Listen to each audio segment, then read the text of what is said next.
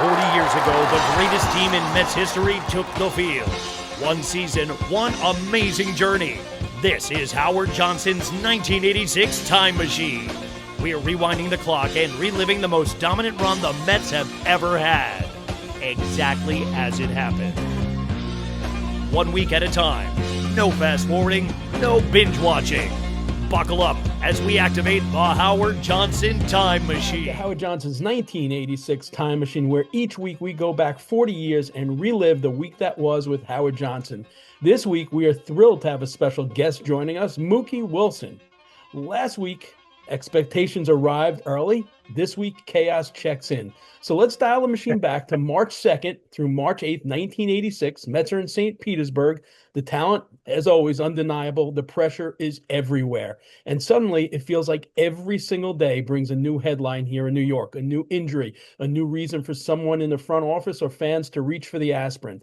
Rusty gets hired, Mookie gets hurt, rookies get opportunities that didn't seem coming, veterans are being handled carefully, pitchers are hitting, and through it all, you get the sense that this team, loud, talented, unpredictable, is starting to understand how special and fragile a season like this could be. Hojo, Mookie, let's go right back to that first week of March 1986. Before we get into specifics, Hojo, take me through a typical week of spring training under Davey Johnson and how it differed from those under Sparky and the Tigers. Well, I'll start with Sparky and the Tigers. First of all, he was one of those guys that just had guys on the field all day. And it was a little bit like that with the Mets in the beginning. But Davey would he'd make sure and eliminate some things so that the practices worked a lot smoother. The first week of camp, you're not really facing the pitchers yet. Occasionally you might, but for the most part, it's just guys taking, BP off the coaches, ground balls, going over bunt plays, just kind of going over all the pickoffs, whatever, just little things like that you don't really think about, PFP stuff, all that. And so, in the morning you're doing that. At some point, you've got about an hour, 45 minutes or so with the pitchers, and you're doing stuff with them. So you got, if you're facing live BP, that'll be in the afternoon. But for the most part, things kept moving pretty good. Still some standing around, but for the most part, we're working on stuff, the rundowns and all that, just trying to go over the defense and all this, that sort of thing. For you, Mookie, you've been in Met camps under Joe Torre, George Bamberger with some pretty bad Met teams. How did this camp under Davey, with those huge expectations coming into 86, what was the feeling for you at this camp as opposed to the others? This camp, unlike the other camps, expectations were high, not only from management and fans, but also with the players, because we had just gone through 84 and 85. David was different from the other managers, George Bamberger, Joe Torre. They were all about the fundamentals. They were all about PFPs, kick as many fly balls you can, get them in the ground balls so you can, pitchers through a lot. I think with David it's a little more relaxed because, as Hojo say, we didn't face live pitching for the first week. I mean, we just taking those, off the coaches and in the cages and that kind of stuff. We didn't have a lot of machines back then. And those one-arm band, those one-arm machines weren't very good anyway to start with. I hated those things. But you can tell that everything was it was kind of structured. I will say this now, the 85, back in 86, that spring, I was coming off of arm surgery. I had arm surgery in the winter of in 85. So I was kind of working my way back, getting my arm back in shape. So that was my biggest concern right then. At the time, I wasn't worried about anything but just getting my throwing in and getting that I can, be working out with everybody else doing the outfield and stuff. So that's just what the difference between 85 and 86. But it was much more relaxed, but you can tell the expectations were there. And surprisingly, even though expectations were there, I didn't see that in the players. The players were just as goofy as they always have been. So I don't know what to think about that. I don't even know what to say. But to this day, I thought it was very unusual, but that's the way we were. It's also interesting because that week starts off with the announcement that the Mets had hired Rusty Staub for the front office. The news report stated that Frank Cashin hired him for the role of Rusty Staub. So he didn't really have a position other than being Rusty Staub, which was kind of a sign of respect and sort of an admission that he really didn't have a defined role. It put to bed, though, the expectations that, that he might resign with the team on May 1st because he was a free agent at that point. Yeah. But it was also interesting to note that Davies quotes in the paper were that Rusty was probably still the best pinch hitter in the game at the time, but the Mets Yeah. didn't have any roster spots due to the fact that he wanted to carry 2 second basemen, 2 third basemen. Mookie, as being a teammate of Rusty since 1981, what did he mean to you as a teammate, and what was the most important thing you learned from Rusty? Oh man, Rusty, he was great for the game. He was great to have on the bench. And I think that his role was just to mentor the players. He helped me an awful lot. Just my approach to the game. And I think Rusty taught me that the game was more than physical. You had to be mentally prepared. To be a pinch hitter, like as good as he was always prepared. He would walk around with those gloves and that bat. And by the way, he never had his bats with everybody else's bat. His bats were always packed separate. He had his gloves in a little case like he got them from Neiman Marcus or something. But he took care of his equipment. And I used to watch Rusty all the time, and the way he prepared mentally, and it helped me. But I will say the one thing, that it helped me and it hurt me in a way, because I didn't put as much stock in the actual physically being on the field, taking extra batting practice and all that kind of stuff that most of us guys did. And I began to think of the game more mental than anything and be mentally prepared. And I learned that from Rusty. But I think it hurt me in the long run because I really should have put more time in working with my batting more than anything else. But I'm not complaining. I think that the approach that I got from Rusty was really solid, was sound, and it kept me in the game for a lot of years. And I had a lot of success. But Rusty was the ultimate bench guy. You could say bench coach, that'd be fine, but he was perfect. So, Hojo, we spoke last week about the impact that Mex and Kidd had on the younger players. You were a teammate of Rusty's for 1 year in '85. Taking a look back at that, what do you think the impact Rusty had on some of those younger players just breaking in '85 and '84 when he was around? What do you think he meant to the group? And what did it say about Met management that, even though Rusty was a free agent, they hired him to be Rusty Staub? Well, it speaks to Rusty as being a gentleman and a overall good guy. He was one of those players, like Mookie was saying, would talk mental game all the time. We used to play cards on the plane, so he would do that and just have fun with it. I was in there with the little group they had with Keith, Charlie, and Rusty. Rusty hated to fly, by the way. That was something that was on full display every time we got on the airplane. But he was good, man. He would talk to me all the time, and when he was on the bench, you could talk to him and ask him questions or whatever. But like Mookie was saying, he was the ultimate bench guy. He knew his role. He would go back and start getting loose around the 6th, just getting ready for that one at bat that he might have in the game late. And Davey always gave it to him. So it was an experience. I think it was good because, even though Keith had been around a while, Carter had been there obviously a long time in the big leagues. We didn't have a guy that preceded them, so to speak. So there wasn't a veteran that, let's say, that Keith could go to or Gary could go to. And Rusty was more of that type. And but he was a good bridge between the older guys and the younger guys. He kind of took us under his wing and treated us real well, go to dinner and stuff. And very generous man. And, I miss him tremendously. But just a guy who seemed like he was always happy in the locker room and never felt like you didn't want to go over there. You always want to go talk to Rusty. And that was a great part about him. Interesting you mentioned that he was there for maybe Kidd and Keith, because a day after the news of Rusty being hired, the cloud and uncertainty we spoke about last week regarding possible suspensions of Keith Hernandez comes to a head as Commissioner Peter Ueberroth finally drops the hammer. 7 players face a 1-year suspension unless they submit to mandatory drug testing for the remainder of their careers. And right at the center of that is your first baseman, your leader, Keith Hernandez. It's not a rumor anymore. There's no speculation anymore. This is front page news, federal trials, public testimony, and suddenly it's a clubhouse trying to prepare for a season while being asked uncomfortable questions about one of its leaders. When Ueberroth's ruling came down, Keith facing, lifetime testing, 10% of his salary, community service. What's the immediate reaction in the clubhouse? We'll start with you, Mookie. The first thing was like, oh no, man, that's the last thing we needed. Because I think we all were aware of the legal issues that Keith was having. But we were looking at him as a ball player and how he could help us. That was all we were interested in. All the other stuff, that's someone else did take that. But now they were starting to come into our territory, affecting our first base, and we needed to keep the first base.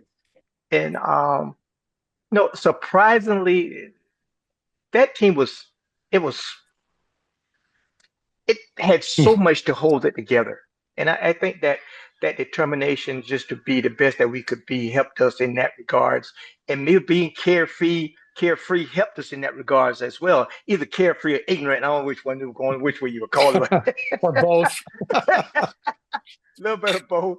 But I think everyone was aware of what Keith was going through. And I think that deep down, we were hoping for the best, expecting the worst, but hoping for the best. And just looking at that club and how we kind of reacted and how we took that struggle. And it was a struggle at that point because, look, man, Keith wasn't brought there to sit on the bench and be. He was brought there to help us win a championship. This is why Keith was there. And just the thought of him not being there, that was going to be a cloud. But we knew we had a pretty good club, but it wouldn't be the same without him. So we held together, and I think it was just amazing. I guess, again, it goes to how you describe the character of that ball club. It was just unbelievable, undeniable at that point. And I think that was a point where we all realized what we had in that club. And, sometimes you have to face your demons before you become the best you can be. And I think that was the one thing that we feared the most. Hojo, it's also interesting because there were lots of quotes from certain players, regarding the suspension and their thoughts on it. Gary and Ron Darling were called it very harsh, the suspensions. Others questioned, they didn't question the money. They didn't question the drug testing.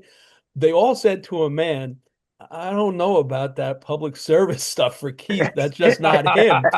So what was that like to a man? That was basically reaction that all the other stuff was fine, but Keith having to do community service was going to be an issue. Well, you guys know Keith pretty well. That was an interesting time for sure. And like Mookie was saying, it's about what guys can do on the club. What role they play. I just gotten over there the year before, so I knew how valuable Keith was. But I felt bad at the same time because as a man, Keith wasn't that man anymore. He was a different player, a different person. He wasn't doing that stuff then. He wasn't getting in any trouble at all with that. I mean, he was choir boy, you know what I mean? So it was as baseball players go, I should say. It was. Well, we're about to question that choir boy. Yeah, I know, right? I had to throw a little caveat in there. Yeah. But I felt bad for him. I think a lot of guys felt for him because he wasn't that person that was going on with St. Louis. And so, you want that to go by, and fortunately, it did. Yeah. You mentioned, Mookie, that there were lots of guys that held that team together. When this came down, did Frank Cashin or Davey, did anyone address it to the team? And if so, what was the message that they said? And I don't think that it was addressed publicly. Frank Cashin didn't come down and have a big meeting. David didn't come down and have a big meeting. I think that they were aware that we all knew what was going on. Sometimes you can't believe everything you hear in the press because sometimes you only get bits and pieces.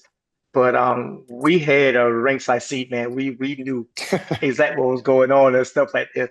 I don't remember David even bringing it up. I don't remember Cashin definitely didn't bring it up. I know among the players, as once in a while we would have a little conversation about it, but it was always positive, man. It was always, hey, we're pulling for it. We need it. But I don't know. I don't know, man. We never had a meeting. Hold you and let your hand when I missed that day. I must was absent from school that day. Yeah, I don't know if we did or not. I can't recall precisely, but I know Davey and Keith were talking a lot. I know they had a very close relationship. Yeah, yeah. And so I know that was, they would bounce stuff off each other. I think everybody was kind of hoping for the best, not hoping that nothing, came down that was unsuspected, a surprise or anything. And I be honest with you, like Mookie said, I think the guys in the locker room just felt like everything was going to be fine. We're going to be okay. We'll figure it out regardless one way or the other, but probably nothing was going to happen. That's kind of the sense I had. You mentioned with the caveat that at that point, Keith was already a choir boy, and his demons had passed. But, when all this stuff comes public, and you had mentioned, his relationship with the younger players and how they looked up to him, when this stuff becomes public, does it tarnish his relationship as a leader, or the fact that he took the suspension, quickly? It really didn't take a lot of time for him to deliberate because he wanted to get back on the field and be the leader for this team. How do you think this affected his role as a leader? I don't think it affected him at all. Maybe made him more of a leader, because leaders take the blows. They take the arrows, and I think that's what Keith was willing to do. Is whatever happened, if he had to be suspended or not, he still was publicly, being dragged through the, through the patch. So he was getting roughed up in the media. But I think everybody in the locker room, I guarantee it, everybody had his back. We knew what kind of a person he was. We knew what he meant to the team, and that whatever was going to happen was going to happen, and it wasn't going to affect him. But he didn't ever denied anything. He took it, he wore it, and it made him even that much of a leader in our locker room, and we knew how much we needed him in there. Well, I think the biggest thing is the greatest support you could have is your peers. And I think Keith knew he had us, supporting him all the way through it. And as I said before, we talked, but we never, I became very, very close to Keith, very respectful, and we knew what he meant to us. But I tell you what, man, he wasn't the same Keith that we saw in St. Louis. I can tell you that. He was different. He was maybe sometimes, like I said, we learn from our mistakes. And I think that Keith is a perfect example of that. And Haji, I agree with you. I think it made him stronger. I think it made him stronger, and it made us stronger as a club. So you get Keith back, but the next day, Tim Tuffle leaves because his father's critically ill. We make so much of guys missing spring training because of the WBC these days. Some guys that are new to teams like Bo Bichette opted out of the WBC to be able to get time to play. Obviously, he's learning a different position. But for an infielder, Hojo, how important are those spring training drills to get comfortable with each other in terms of positioning? Maybe even to know where, like if you're playing third, maybe you need to know exactly what side of the base Tuff wants the ball when turning a double play. Or is it really not that important that you guys just figure it out? I wish I could determine which side of the bag my throw is going to go, because a lot of times it didn't. I didn't have no clue. I just threw it over there. When guys leave spring training, I think especially for Tuff, because 85 he came over. Actually, 86 he come over. Yeah. So he was kind of new, and there's going to be a period where he may fall behind a little bit, but the position is a position, and Wally could do the job. He's a switch hitter. He could hit lefties at times, and it wasn't going to be a huge thing. Timmy was a worker, so we were always taking extra ground balls, turning double plays, doing whatever. And I think, maybe little things here. It's probably more important for a third baseman to get to know his pitchers, how they get over on the line on a bunt, who can cover what kind of ground, all that stuff. Then maybe up the middle. I think up the middle, it was going to be just fine. So it wasn't a big deal for him to miss some time there. So like I said, each day that week brought something. And this one was the day that Mookie gets hurt in the rundown drill. Like you mentioned, Mookie, you're already working your way back from an injury. When you suffer that severe right eye injury during that rundown drill in St. Pete, when you're hit by an errant throw by Rafael Santana, the ball shatters your sunglasses. Take me back to that moment. And if you can, do you remember everything that went through your mind at that moment? I remember everything up to the point where I got hit. We were doing our basic, rundown drills, which was big. We always did it, and the outfields, of course, always with a runner. That was just goes without saying. And we were actually that was the last round we were going to do. Oh. And my being as crazy as I was about running the bases, I would say this is the last one. And I said to myself, this is the last one. I don't have them make them mess up and we're gonna do it again. No, I was saying, we're gonna do it again. So I had a move that I normally use when I get a rundown just to force an extra throw. And that move put me on the wrong side of the throw. And getting hit was part of it, but not hitting the eye. That wasn't part of the deal. But hopefully the ball would hit you. And and that's I remember that. And the last thing after that was just Gary over me, And other than that, I don't remember anything else past that. I was in shock, more than like, I just don't. I don't remember getting to the hospital. I don't remember. The first thing I remember is coming out of surgery. That's the last thing I remember. But everything to that is a blur, and I believe what people tell me about it. But other than that, I wasn't worried about, spring training. I wasn't worried about playing again. After that, I was worried about being able to see. That's all I was concerned about. Now, when I had this arm surgery, I was concerned about being able to throw the ball and all that kind of stuff. But when I got hit in the eye, that was never a concern. It was all about losing my eyesight.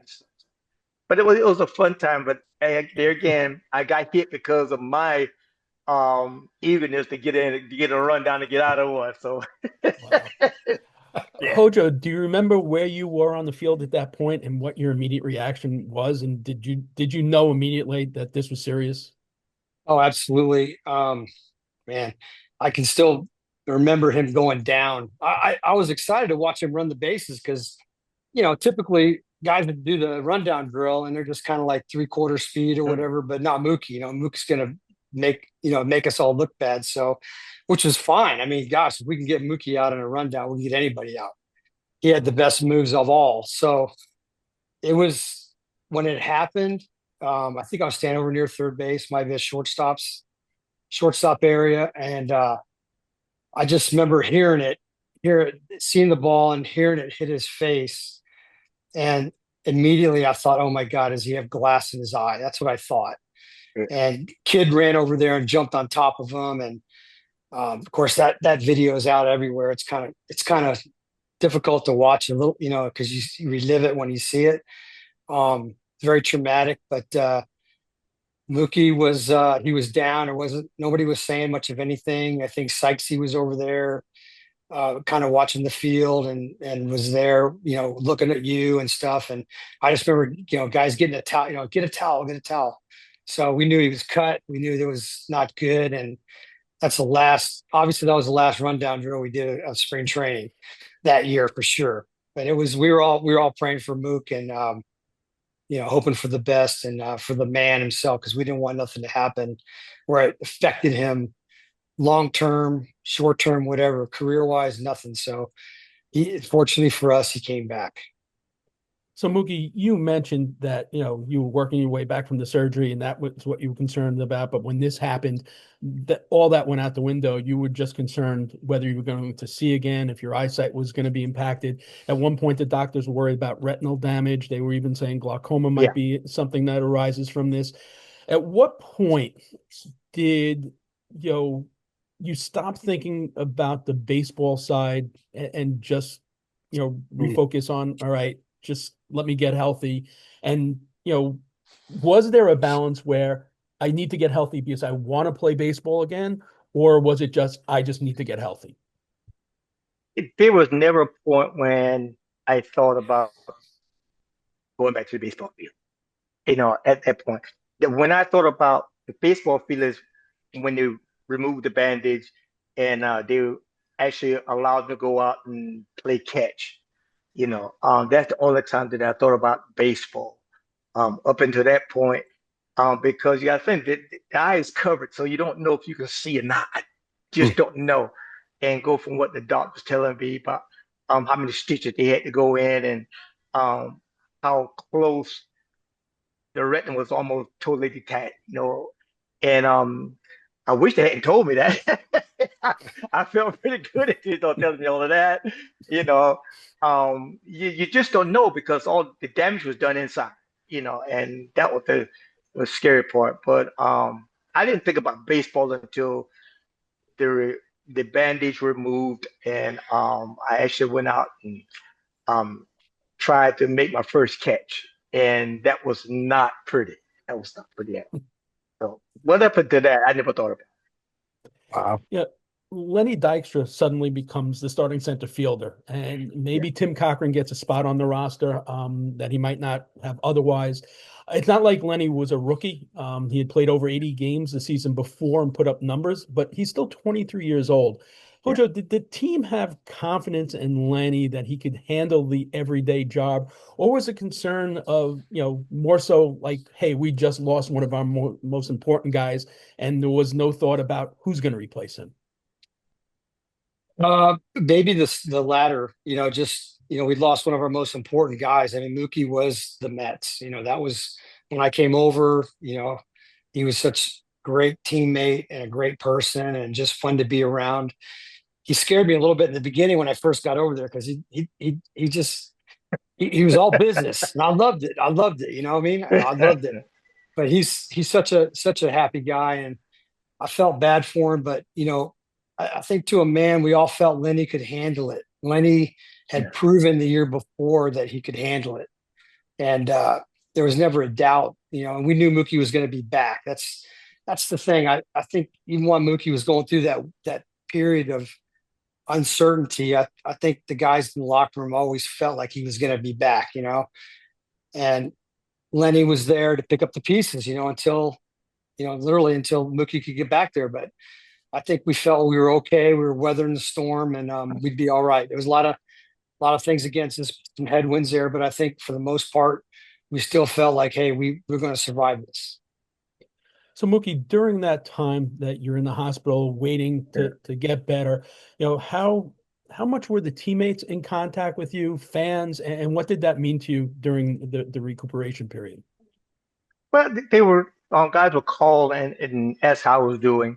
I didn't have a lot of conversations with the team during that period. The trainers were like constantly calling and checking and stuff. You got to understand that the guys were playing, they were playing, and I was still in Florida, rehabbing and stuff that nature. But I did get a lot of calls from players, but the trainers were always there, checking on me and making sure it's all right.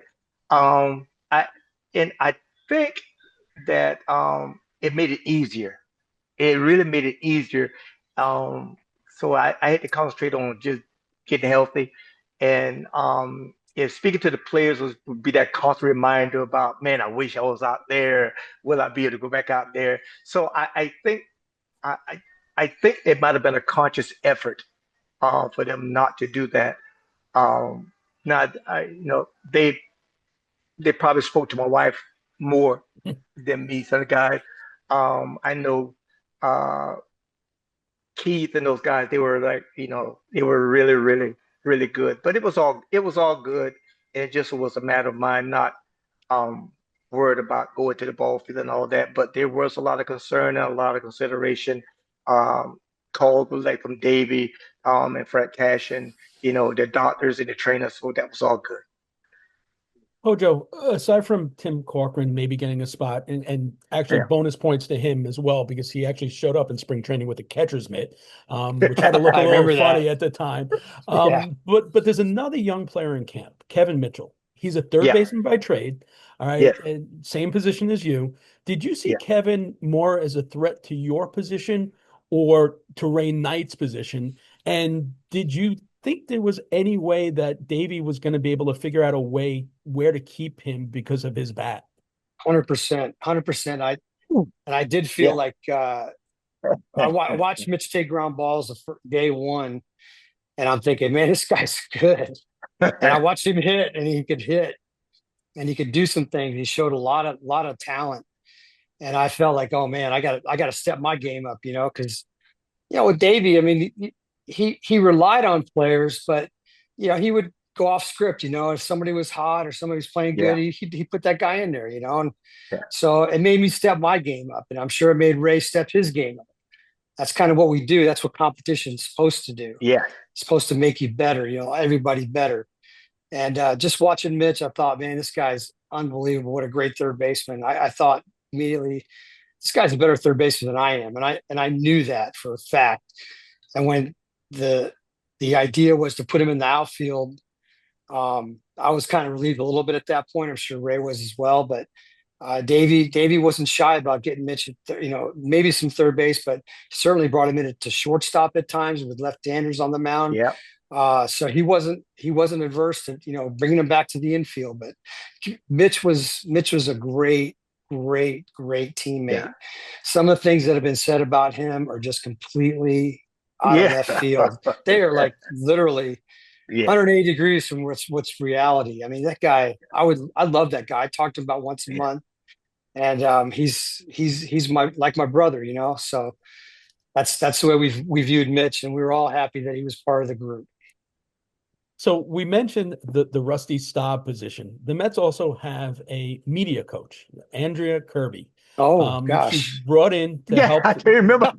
now Right. So let's go through this. She's brought in to help players with their television presence. Guys like Rick Aguilera, Sid Fernandez, McDowell, Santana, and even Lenny Dykstra. My favorite quote comes from Davey that week. Says, she goes, he hopes that she doesn't change guys, especially Lenny, she says, because she doesn't want to bring him down from whatever world he's in. So, given the fact that 86 Met team would be media darlings, they would be all over the place as they started to dominate. How important was, her role to the media exposure that you guys were going to get? Mookie, do you remember anything that she taught you? No. No, the one thing, and I think this is what I loved about that team. This is why they were genuine. What you saw is what you got. And I understand the media coaching and stuff because being in front of the camera, you have to be very careful of what you say and how you say it and stuff of that nature. But those guys were great because they were always genuine. And I think that when you take that away from players, then you don't allow them to be themselves. Um, and I don't like to be critical about players, but that's the one thing I see now in the game today is that players are not, they're not authentic. It's everything they do is script. You know, they're afraid to be themselves. And I think that's what made baseball is about personalities. Just look at the nicknames. I mean, all kinds of nicknames, and that's what baseball is. It always has been, always will be. And you can be business like on the field, but you know, don't forget to have fun in the process. And that team, trust me, they had fun. We had a lot of fun playing. And but I tell you what, man, I love every one of those guys and every one of them. I'm like Haji, and they are brothers. And I can't wait to be with them because but we don't always talk about baseball, and that's the beauty of it. There are other things that we have in common. Um, so the media coach, they were there to help us with the right pronunciation and the grammar and all that kind of stuff, but personality wise, didn't do a thing. It didn't change it one iota. What do you remember about her, Hojo? A lot of what Mookie just said. I just remember her saying, "Hey, eye contact with the camera." Yeah. That was one thing she like would drill into me. I was like, "Dang, man," because I had a tendency to kind of look off and talk and stuff, but she just I just look in the camera, make eye contact. Plus, women were starting to come in the locker room too. Yeah. So there was some transformational Yeah. media things happening, and of course in New York, things could go sideways pretty fast. But yeah, she was a very nice lady. Don't get me wrong. But Yeah. I think if you were in there one time for the workshop, that was one time too many. Yeah. But Yeah. no, well said. All they really needed to do was bring Ralph Kiner down to talk to you guys. They didn't Oh need yeah. any media coach. No. Right. So spring training games finally get started. Yeah. And the first game is unbelievable. The Chicago White Sox, Tom Seaver versus Ron Darling.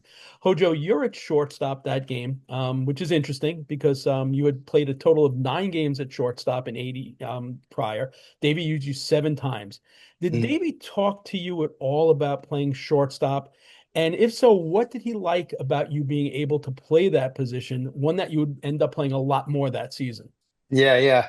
Good question. I mean, Davey was looking at me as shortstop as a strategic piece because with our pitching the way it was lined up with Doc and Sid being in the rotation, every couple of days you're getting a high strikeout, high fly ball pitcher with very little action in the infield. So his idea was to get me at bats there or Mitchell at bats there, and we would be able to get an extra bat in the lineup. That was Davey's thought. We talked about it a little bit here and there. He knew I played short a little bit in Detroit as well. That's what I started out as in the minor leagues with Detroit. Bud Harrelson was a huge part of that because he was always out there and he was so communicative with the rest of the infielders, talking to us, trying to figure out a way to make us a little bit better, not forcing you to do something that wouldn't work, but just find ways to use your ability. And fortunately, I was good enough where I could play some shortstop, not like Santana or an Elster, but could hold my own, and I think that's what Davey was looking at, was a way that he thought maybe I could get more bat in the lineup in these 2 days of 2 out of 5 days. I mean, that's quite a bit, and then it worked out really, really well. And I really enjoyed my time over there. So I guess we could bring it to today's, team, because you're a guy who played every single position other than pitcher and catcher, played every single infield position. The current Mets look to have an entire infield made up of shortstops. For a guy who bounced around the infield, what are the major differences? Like for Bo Bichette transitioning from shortstop, he played a little second base in the World Series, but now he's moving to third. What is that transition like, and what are the most important things for, guys to learn when they move from position to position? Well, at shortstop, the main difference is that you're upright more, you're moving around a lot more. It's a little bit more of an athletic position.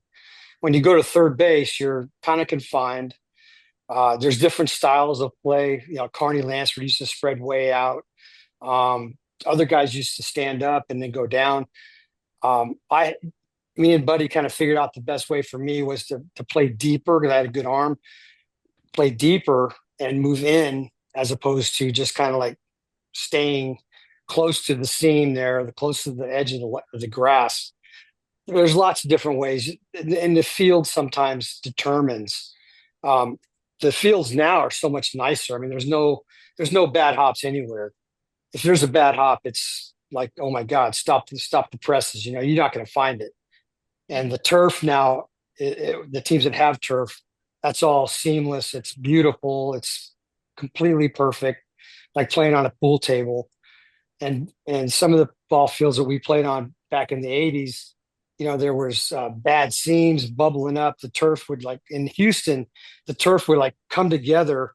They zipped theirs. It was a weird situation. Yeah. they use a zipper to zip pieces of turf out, and it would bubble up in certain areas, and that was a bad hop. So I was like aware of that. In Philadelphia, they had those big 2x4s all around the cut, and they had the turf wrapped Yeah. around that, and you had to watch out for that stuff. So you have to play sometimes differently. The other thing guys don't really talk about is the lights. Some of the lights would be directly in your sight on a high chopper coming down. That ball would be in the lights a lot. So you'd see a third baseman, kind of have to block the lights like the sun. So there's lots of different little things you learn along the way, and how to play certain places. It's different. But, Shea back then was a little bit rough. So I always try to play deeper and then try to play the high hop, the bad hop off the grass, which happened a lot. So I could kind of foresee that, but it's different. And Bo Bichette's going to find out it's going to be, although, Citi Field now is it's like playing on your carpet at home. It's not a big deal. So he's not going to have much problem at all. And Mookie, for you as a center fielder, the Mets this season have 2/3 of the outfield. It's going to be different than it was last year. As a center fielder, how important is it to gauge the range of your right fielder and left fielder, and how important is spring training to get that learning curve? Your center fielder is important, and he needs to understand the range of his left fielder and his right fielder. He needs to know, do they want to play deep? Do they rather play shallow? So he knows whether to go, how much behind them he need to go, who's going to go for the ball in the middle, that kind of stuff. All those kind of things he needs to know. And you get to find those things out in spring training. So when you miss spring training, then you become learning on the job, and that's never good. Center fielder has to understand the pitching staff, understand what he's like, what's his house pitch, how's he going to pitch a guy. When I was the outfield coach in New York, I would always have my center fielder in the pitchers meeting with the pitching coach, so he would know how he's going to pitch, so he know how to play. Now the charts are fine, but until you understand your pitcher, and what he's trying to do, those charts, because most good hitters are going to hit that ball where it's pitched, stuff of that nature. But it's important, and speed helps when you make a mistake, but it's not the most important attribute you need to have when you're an outfielder, and not center fielder. You have to be able to read balls off the bat and understand your fielders, and don't be afraid to take control. You want to move somebody, move them. If it doesn't move, then there's the issue between the coaching and that guy, because that center fielder, you give him the authority to do that. Anything goes haywire, go to your center fielder. Why were you playing there? If he gives you an answer, even if it's a wrong answer, he gives you an answer, that's good. If you say, you don't really know, got a problem, So center fielders are basically you control out there, and you need to make sure that your outfielders, put them in a very comfortable position and take any pressure off them that you possibly can, which means if there's a question mark, you got it, So there's some things that's good center fielder, and all winning clubs, check out these center fielders. They're A1 center fielders, because you got to have one. Nice. So, Hojo, besides you playing shortstop in that first exhibition, the spring training game, Sean Abner goes 3 for 6, 2 home runs and a double. Stanley Jefferson reaches base all 5 times with a double, triple, and 3 RBIs. What's it like seeing young guys step into the spotlight? Games televised back in New York. They're hitting against a legend in Tom Seaver. What's it like for you guys to see them, have that level of success right out of the box? It's impressive, because we'd all heard about Sean Abner. Yeah. We'd all knew everything about him. And he had a lot of swagger. He's a very confident player. Mookie probably knows him a little bit more than I do, but Sean did his number that first game. I still remember we were playing in Sarasota, and we were on the third base side. And so I just remember the view of him hitting, and I just remember him just raking, just hitting balls all over the place. I'm thinking, man, spring training was never fun for me as far as offensive goes in the beginning of the season. Took me a little while. And here's this guy's first day. He's coming up and he's getting, 3 hits, and Stanley Jefferson's doing his thing. And you're like, man, these guys could play. And immediately you think, I got to step my game up. That's the first thing I think of. Man, I better be on the ball here. But it was fun. It's always fun to watch those guys rake, and a lot of times they just do it in spring training, Yes. and that's it. That's it, and that's kind of what happened with him. So it's just it was kind of crazy just to see it. It's fun to watch, but it's Yeah. realistically, Yeah. that's not something you can expect. Yeah. So as a guy who's been through those, the first spring training as a rookie, and, when a kid like that has a success, yet the first thing he wanted to do after that was call his mother and tell her about the 2 home runs he had off of Tom Seaver. Do moments like that just bring you back and say, this is what it's all about? Absolutely. I mean, when you're out there for the first time and you make an impression like that, you're gonna remember that so clearly. I remember I like to hear Mookie's first at bat in spring training, but I remember mine was in Winter Haven against the Red Sox when I was in Detroit. And forgot who's the closer that was with Oakland. He was a starter back then. Eckersley. Eckersley. He was a starter and he was good hitting, man, because the first at bat against him in spring training, I hit a ball like 9 miles to right field. It helped that the wind was blowing, which happens a lot in spring training. But I remember doing that and round the bases thinking, oh, man, this is going to be all right. I always wanted to say it was going to be easy, but I didn't want to say that. It was fun. It's memorable. Yeah. But quickly things come back to earth, It's quickly, it happens. But I'd like to hear what Mookie's first at bat was. I wonder what you did. What'd you do, man? I remember my first at bat. I was it was in 1980. I had finished my first year in AAA, and then I got called to go to the spring training next spring, and I spent the whole spring. Every road trip, all I did was pitch run for people. Pitch runner. Yeah, a pinch runner, and I never forget. I kind of had a conversation with Joe Torre. I'm going on every road trip, man. I'm not playing. I go to the thing. Everybody get the pink slips, get sent back AAA, and I'm still in big league. Hadn't gotten it back yet. So I made my mind. I said, this day I'm gonna. If I'm not in the lineup this time, I'm going in the manager's office. I don't know what possessed me to say that. I don't know what possessed me to do it. But I did. I went in there, and I said, Joe, I'm not playing. Why don't you send me down to AAA? Let me learn how to switch it. And Joe Torre said, okay. Oh boy, I done put my foot in it now. You want to switch hitter? No. Oh my gosh. I just started switch hitting to my second year in AAA. Oh my gosh, I had no idea.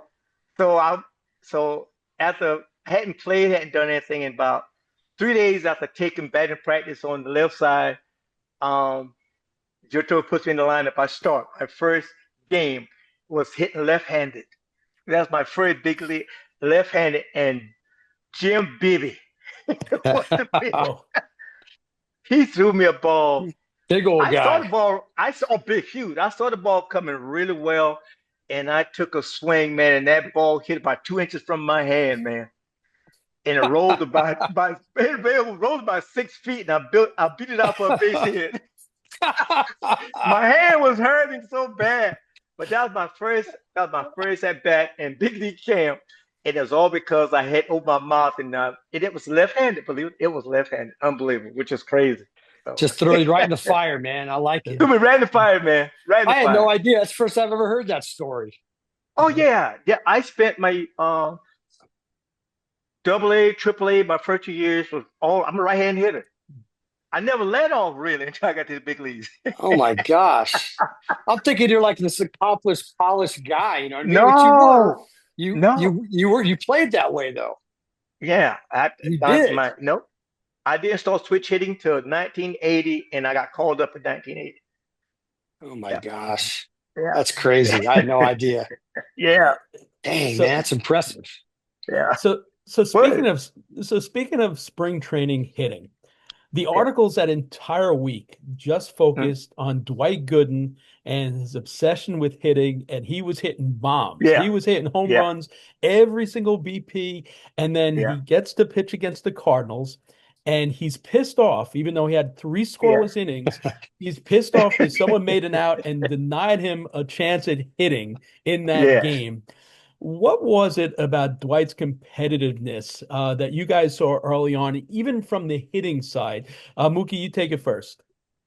I think that we're all competitors, and uh, there were a lot of guys that could possibly played both ways, pitching and offensively. There's some guys who I thought were good enough that could have done it.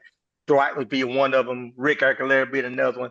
I'm gonna say another one that people don't realize how good a hitter he was Sid Fernandez. Yes, Sid was a good hitter, really and good. you give these guys some at bats, and you don't know what they could have become, but there was this unwritten rule back then, which I'm glad to see now they're just starting to waver on that a little bit with Otani, because I'm not saying these guys would have been like Otani, and that's not you know that's not what I'm saying. Now what I'm saying is that these guys were good enough that they could have pinch hit, they could have pitched in and played a position. Actually, I remember watching Roger McDowell and Jesse Shag in the outfield. Remember this game in Cincinnati Yeah, when they had back the and pitcher forth. going back and forth?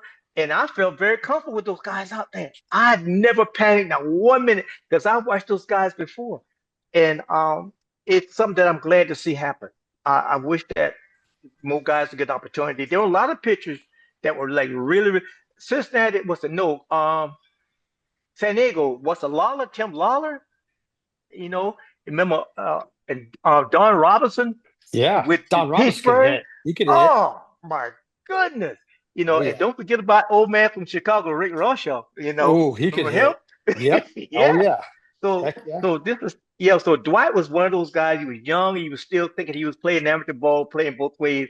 I don't think Dwight fully understood that he was a pitcher now. But it was good. He was a good athlete, great athlete. Yes.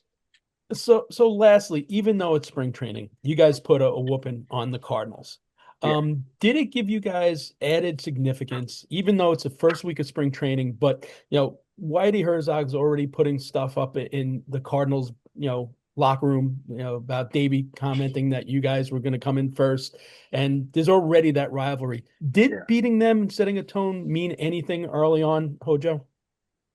I think it's it could have sent a little bit of a message. I don't know. I mean, most guys, veteran teams, don't put a ton of stock in a spring training record or a certain game or whatever. Yeah. But you just I don't know. You don't know how that stuff plays. I mean, if a pitcher's out there and he gives up a homer to somebody in spring training, he's going to remember it. I know that. So, but I don't think it matters if a team plays really well in spring or bad in spring. I think if you're a good team, it's going to show over a period of time. And so, yeah, Davey and them were kind of saying stuff and all that, which is fine. I mean, we were ready to back it up, and we had to go through them. So why avoid the confrontation? I mean, listen, is no secret. It wasn't like Montreal was coming up saying that stuff. It was the Cardinals. That was the team. Yeah. So it was that head on. It's going to happen this year. What about you, Mookie? Well, I think we knew going from 84 and 85 that to win it, you got to go to St. Louis. There's no ifs, ands, or buts about it. Yeah. And I think that was the common thread with all the players. We knew that the Cardinals were in our way. We knew that from the years before. And I think the Cardinals, they just know it. The Cardinals team, they were there to beat the Mets. I remember Whitey starting the bullpen all lefty to try to, corral our left hand hitting because he felt he had a better chance against our right hand hitters, not knowing we had a bunch of right hand hitters that were pretty good. So we had a bunch of right hand hitters that were pretty good, and so that was I still think people don't talk about it, but it was one of the best rivalries in baseball for the Huge. 80s. I mean, it was a lot of fun going in St. Louis. It was just an awful lot of fun playing that team. It was going to come down to one at bat. It's going to come down to one inning, and we knew that. And it was just and we were similar teams. St. Louis probably had a little more speed, but we had enough. I think we had the edge on the pitching. I think power-wise, we definitely had the edge, but St. Louis, everybody ran over there. They just had a bunch of jackrabbits over there. That's all they did was Yeah. run, run, run. So it was a very good rivalry. And even though spring training games doesn't mean a whole lot, it meant a lot to us people. It was Cardinals spring training. Yeah. So that kind of puts a wrap on what was a jam-packed week 40 years ago, March 2nd to Yeah. March 8th on episode 3 of Howard Johnson's 1986 Time Machine. Hojo, as always, but Mookie, thanks for joining us. We will have better highlights. All right. I mean, you're joining us because of something that really wasn't a high point of your career. Let's be honest. But I'm pretty sure there is a moment in October that we might, circle back and have you on to talk about. We can talk about it. Just Sounds good. nobody's What really happens? sure What about happened? that. I don't know. I don't really remember that much. All right, guys, make sure to tune in next week when we will look at the week of March 9th here on KINER'sCorner.com on the Howard Johnson's 1986 Time Machine.